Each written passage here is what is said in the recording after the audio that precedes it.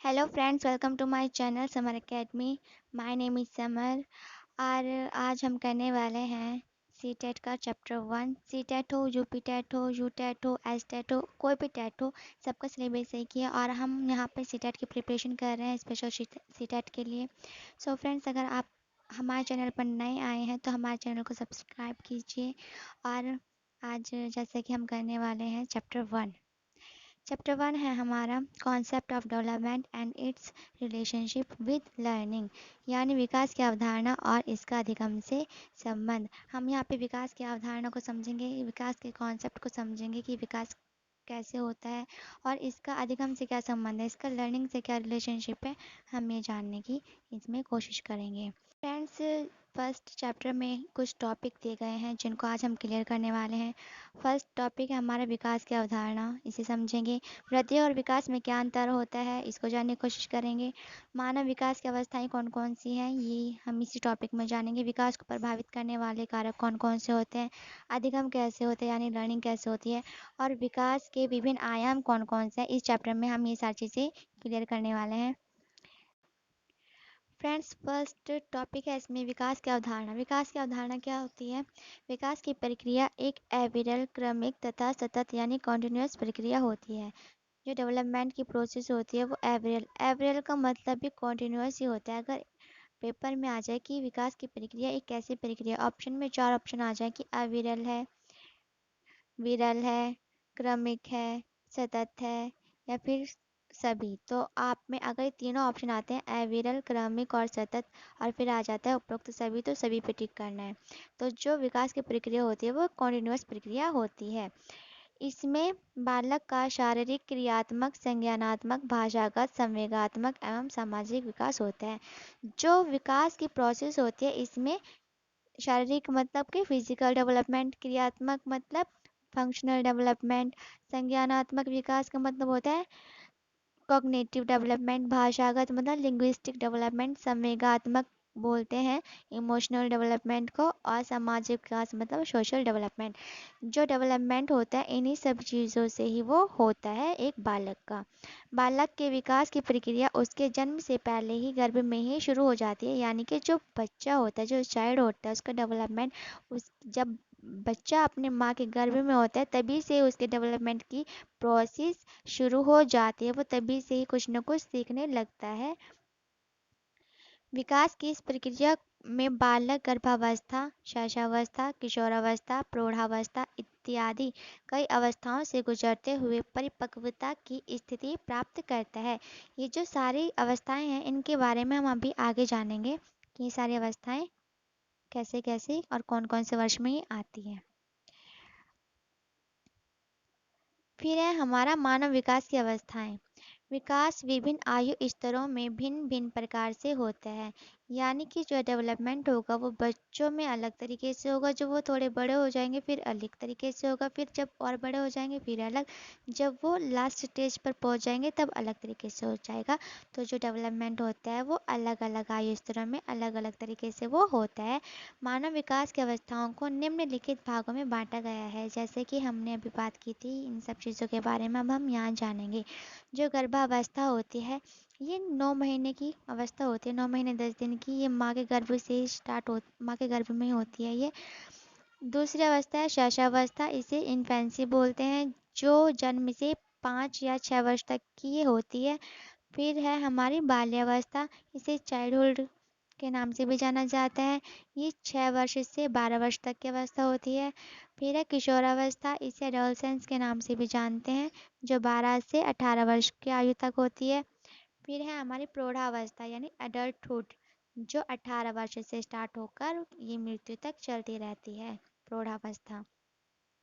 Friends, first है हमारा गर्भावस्था यानी प्रेगनेंसी।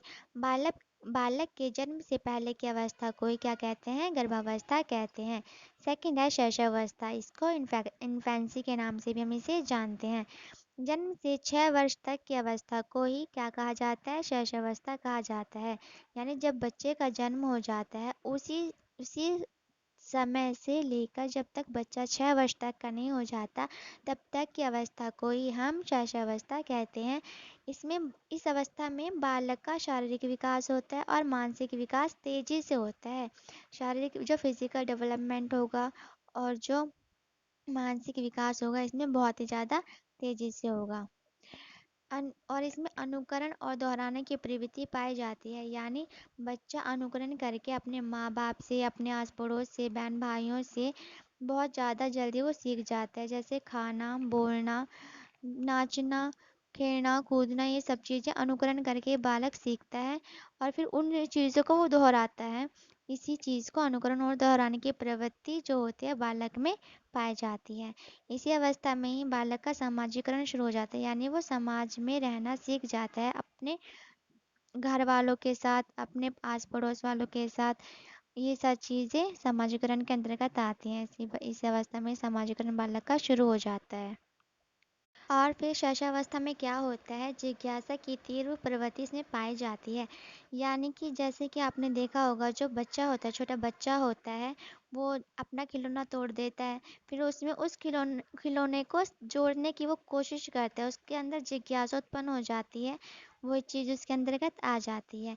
यह अवस्था भाषा सीखने की सर्वोत्तम अवस्था है। यानी कि अगर शैशवावस्था में बालक को कोई भी लैंग्वेज सिखाई जाए, तो वो इसी स्टेज में आकर ही किसी भी लैंग्वेज को बहुत ही आसानी से वो सीख सकता है। यही अवस्था, भाषा सीखने की अवस्था, बहुत ही ज़्यादा अच्छी अवस्था होती है। क्वेश्चन आ जाता है कि भाषा सीखने की अवस्था सबसे अच्छी अवस्था कौन सी होती है, तो वो है शैशवावस्था। फिर है हमारा बाल्यावस्था, यानी इसको चाइल्डहुड के नाम से भी जानते हैं। 6 से 12 वर्ष तक की अवस्था को बाल्यावस्था कहा जाता है।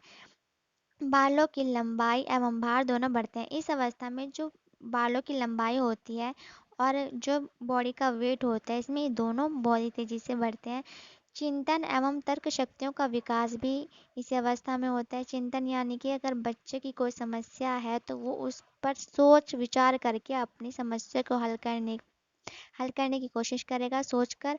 और फिर तर्क वितर्क करके, एक दूसरे से पूछ कर, तर्क वितर्क करके वो उन सब चीज़ों, किसी चीज़ के बारे में जानने की कोशिश करेगा, या फिर अपनी बात पर तर्क वितर्क करेगा कि नहीं, मेरी बात सही है या फिर आपकी गलत है।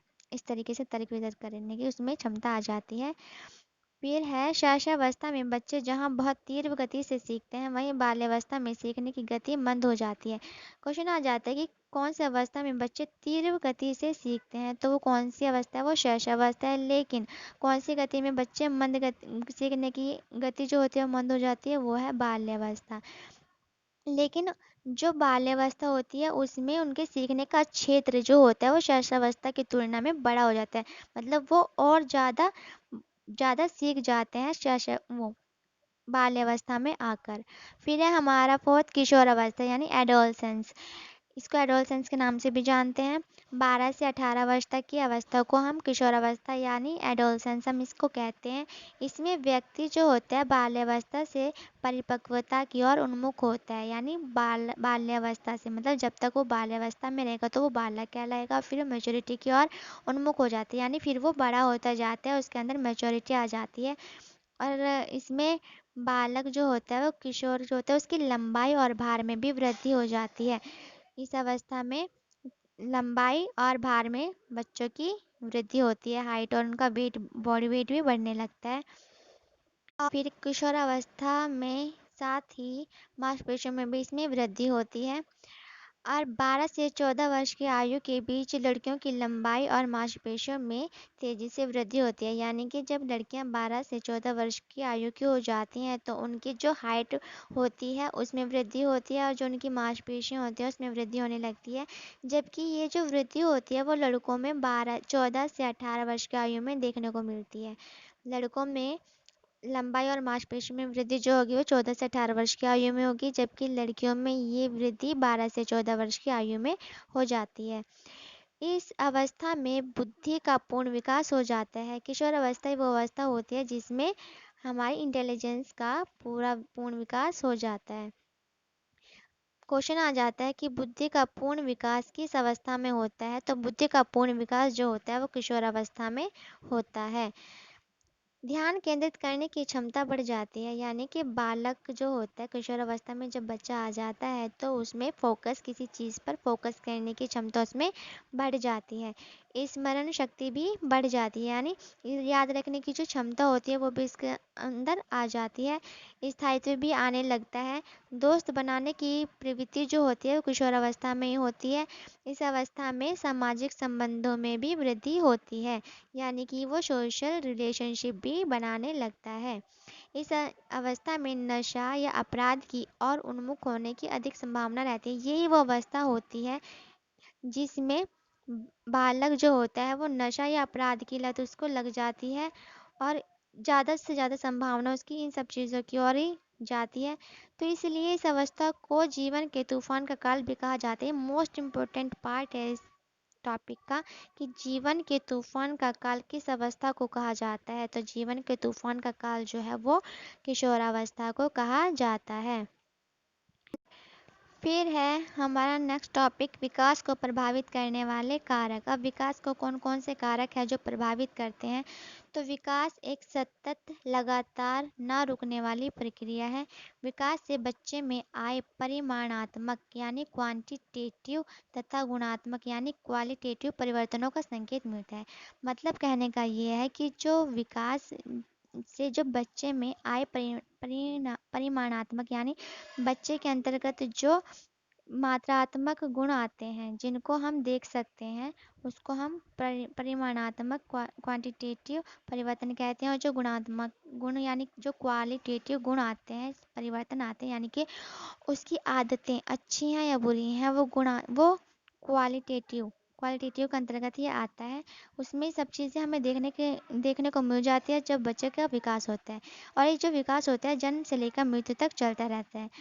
जो इसके कारक हैं वो उसके माँ-बाप हैं, घर का वातावरण कि माँ-बाप कैसे बिहेव करते हैं ये भी बच्चों पर ज़्यादा इफ़ेक्ट डालता है। और घर का उसका वातावरण कैसा है वो भी बच्चों को इफ़ेक्ट करता है। उसका आस-पड़ोस, बाहर का वातावरण, उसका सीखने का एनवायरनमेंट कैसा है, उसकी परिपक्वता तथा आनुवंशिक कारकों का भी बहुत बड़ा प्रभाव बच्चे के विकास पर पड़ता है। बच्चा इन्हीं सब के बीच में रहकर जैसे उनका उसका एनवायरनमेंट होगा वैसे ही बच्चा भी सीखेगा, वैसे बच्चे का विकास भी होगा। फिर बात करते हैं अधिगम की। अधिगम क्या होता है? अधिगम का मतलब होता है सीखना। सीखना मतलब बच्चा कुछ भी सीखता है तो उसको उस चीज़ का एक्सपीरियंस हो जाता है और वो अपने एक्सपीरियंस के अनुसार या अपने फ्यूचर में जितने भी बिहेवियर में वो चेंजेस लाता है उसी को ही हम अधिगम कहते हैं। यानी अपने आप